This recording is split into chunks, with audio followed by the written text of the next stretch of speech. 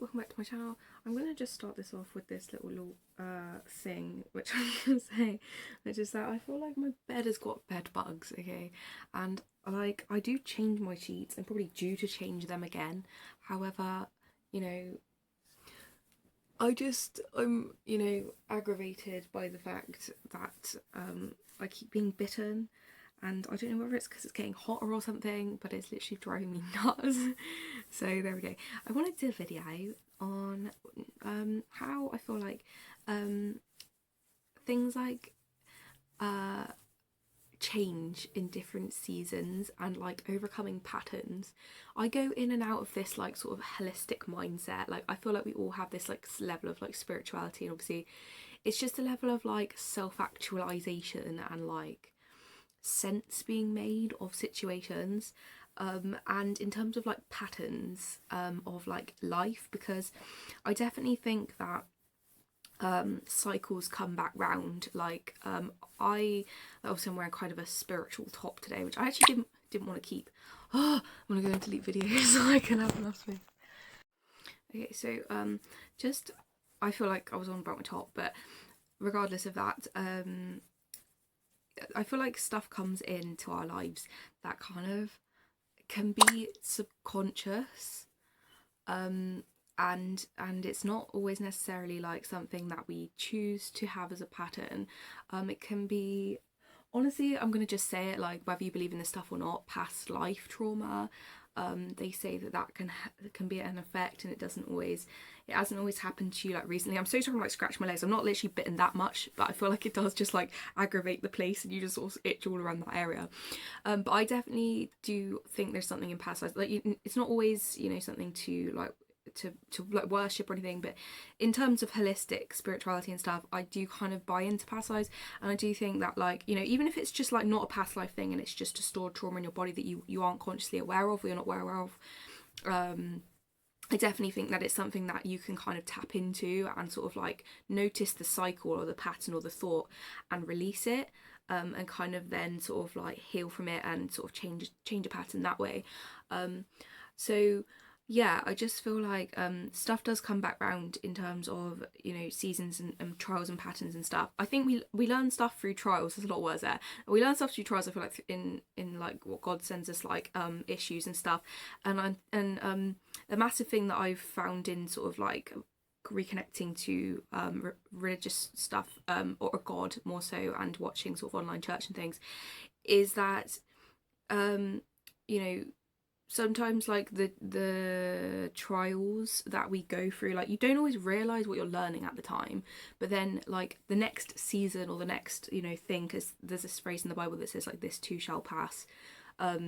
So like everything, it's the idea that everything bad that happens will eventually come to an end, and obviously like that's going to be the end of that kind of thing, and you'll sort of overcome it. But just as we're on this, I feel like it's also important, I feel like, to say at this point that when people, even toxic people or any people, evoke this idea in yourself that makes you uncomfortable or can be a level of potential CPTSD. I've done a lot of like research on the internet and like scrolling and like whether, I'm not saying everyone has CPTSD, I'm saying, and I don't think I even have CPTSD, but it's what I mean is programming from trauma and programming from negative experience. Let's call it that, because CPTSD is such a medical term. But it's really associated with like narcissists and narcissistic abuse and stuff, so I'm just going to leave the CPTSD thing out of it.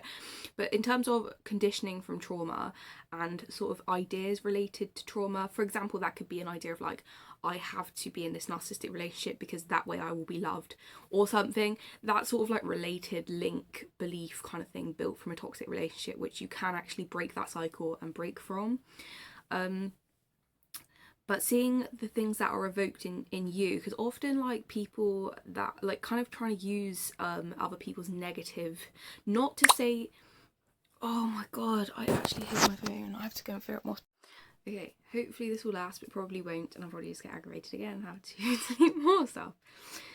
But seeing the stuff that is evoked in you from another person's like issue, because often, as I say, I don't think this is any gratefulness towards a negative person. I feel like in terms of narcissists and negative people and toxic people, the best thing is to distance yourself. They will never change. Indifference is what repels them massively, and obviously noticing and discerning their traits and things that are going to be negatively impacting you is obviously the best way to go around toxic people from my experience. And I'm still working on that, you know, and I think a lot of people are. I'm just watching the video back, and I just want to put this little nugget of wisdom in there, a nice little thought that I found this week, which was that you are always the same. With toxic people, your core essence is the same throughout life. I've actually done a video about it, and it actually was myself that reminded me a lot, because I found this in the past. But your core essence stays the same with negative people, so they will break you down, but you will rebuild in God, and God will restore you. And it's a case of they won't actually, you will be the same person. Like, you know, often people that are toxic just try and like literally diminish you, and sometimes it can seem like they do, but when you heal from that, you come out so much stronger and more resilient. But you know, you haven't changed as a person, and everything that is out there for you is still there. It's just you've gone through a bad period of time. So, but it's a case of, if they are evoking something within you, it could be like, for example, like often toxic people like project, I've done videos about narcissists, just put that out there if you want to learn on my channel about anything to that I've learned about narcissists. I have another one to go out, I think. I probably just need to like sort that out. But anyway, like for example, they'll like project on you their insecurities or like stuff like that. And if you're unaware of like toxic people and patterns, it can just be like either a cultural thing or just accepted within a group of people, be that a family or a, you know, friendship group or a culture or something, to kind of just take on that sort of negative conditioning, because I don't really want to go into all the ins and outs of how narcissists sort of like, you know, try and deceive and bring out a false personality, and then sort of like falsify their personality and build this narrative around this personality. But then they'll kind of shapeshift and they'll sort of flip Jekyll and Hyde style to like this sort of abusive person because of their like emotional irregularity, and like the fact they're sort of like they're incapable of like not feeling inadequate or threatened by someone else doing literally nothing. Like they will be threatened by everything. So that's kind of narcissist. But there's several things in that you know, if you take on a projection from someone, you might not even be realizing that you're doing it, which can create negative subconscious conditioning, and also just taking up a lot of life force and energy to kind of process. Like even if someone's doing that to you and you're not even like aware that it's happening, it can just really have a really negative effect on your well-being, or body sort of like reaction. Because even like I've talked about this in the past, where I feel like the body is so smart and you can't trick the body. The body can numb itself out and kind of find ways to get around stuff. The mind is very clever at focusing. And I know things like mental like issues can come about when obviously like that doesn't work, but it's a case of in the body, when trauma is stored in the body, it's stored there like literally from a cellular energetic level, stored in muscles and tissue and everything from every trauma we've ever experienced. And if it's not released, you know, it's stuck there. So, you know, sometimes you're not even aware or conscious or understanding of patterns that arise within not toxic negative situations, and you just sort of like perpetuate these cycles without kind of even being conscious of it. And I think everyone's sort of conscious, hopefully, to a level. But then obviously there's things that people just aren't conscious of, even if you're like, you know, on a really healthy track and like you've got like your shit together, however you want to put it. I just think sometimes there's things that do come up even for any person that you can just pinpoint. So regardless of toxic people, I feel like it's kind of gone down that track, so let's bring it back to like positivity here, or like sort of stuff like that. But it's a case of like, I feel like yeah, trials and sort of seasons come about. I think biblically God allows things to happen in our lives in order for us to either build discernment or learn a lesson. It says in the Bible, his ways are not our ways, his thoughts are not our thoughts. And it actually creates a lot of it can create a lot of stress to try and understand his actual ways, and I think that's something for me to keep in mind, because I used to be kind of a bit of an analysy kind of person. I don't think there's anything wrong with that, if I'm honest. I think being analysy and sort of like you know, and sort of like stuff like that is really helpful. And it's not to say that you shouldn't be like that, but it's a case of, if you sometimes God does stuff and stuff happens in life that you don't understand, and you don't actually understand the meaning of, and sometimes you might understand the meaning later. But it's even, I feel like I've noticed this in relationships massively, that like, you know, you might have been really close to someone in a season or a past, and now you're just like completely on different wavelengths. You know, whether that is because they're toxic and they kind of formed this mentality for a while, or whether you were sort of like oblivious to their true mentality, or like, you know, they've changed, which is often the case with narcissists. You can sort of feel a bit like a crazy making situation where you're like, how did I have them as a friend for like so many years when they're so like toxic or whatever. But like often like you're able to, it's a case of like, yeah, I don't really want to go into all that toxic shit now, but it's a case of not having to actually know the answer at the time, but to realize you'll probably find it out later. And often if you have this mentality of looking at the past like that, you can look at the future like that. So if you're sort of enduring hard times at like a future perspective, future time, it's kind of okay to just be like, you know, I've sort of learned things from this in the past, but like I'll sort of like gain something from this in the future. And you know, you got to think of all the hard things that you've endured in the past. Not necessarily, I think it's just about mindset. I think I'm addressing here so much because it's you know, it stops a defeatist mindset of like everything's really hard, and obviously things do get hard, but like it is always something else to add to like your mentality basket of like, you know,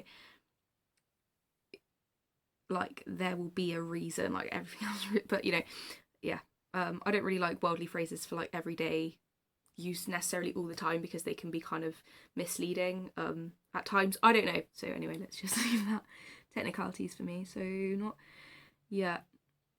And it says in the Bible as well, God works all evil for good.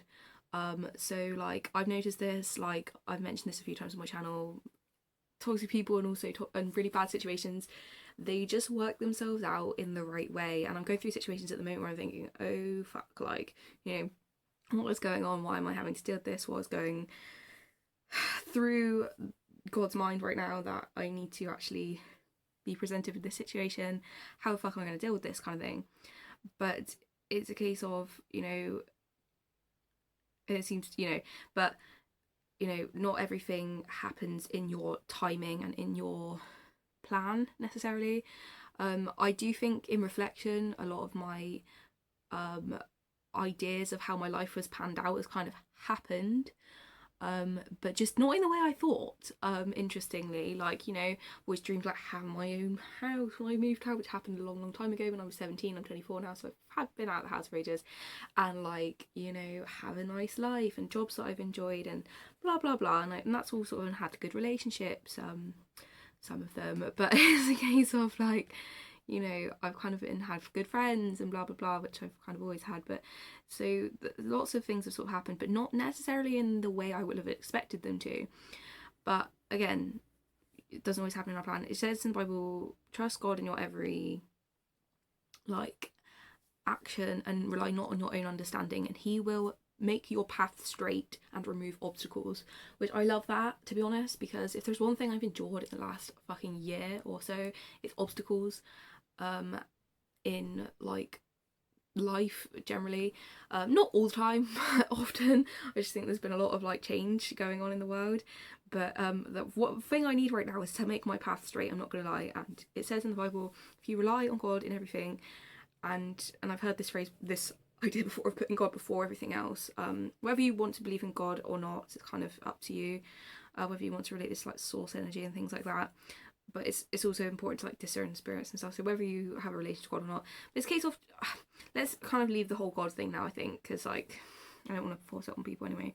But if there's anything I do want is to make my path straight and to sort of like have faith that things are going to work out, if you like. And another thing I just want to mention before I end this video is the idea of like appreciating gifts, self-awareness, exploration, and lack of perpetuating negative cycles again and patterns and stuff from negative situations and toxic people that have got you like just in a untruthful for a start mentality. So if there's something massive I've learned about narcissists, is that they lie. Toxic people lie. You know, I like to analogize it to how a snake would, you know, I don't know if snakes actually go for rabbits, but just as a snake would prey on a rabbit and like kill it and like eat it or whatever, it's not to say that the rabbit did anything to provoke that situation. It's simply that a snake is preying on a vulnerable creature.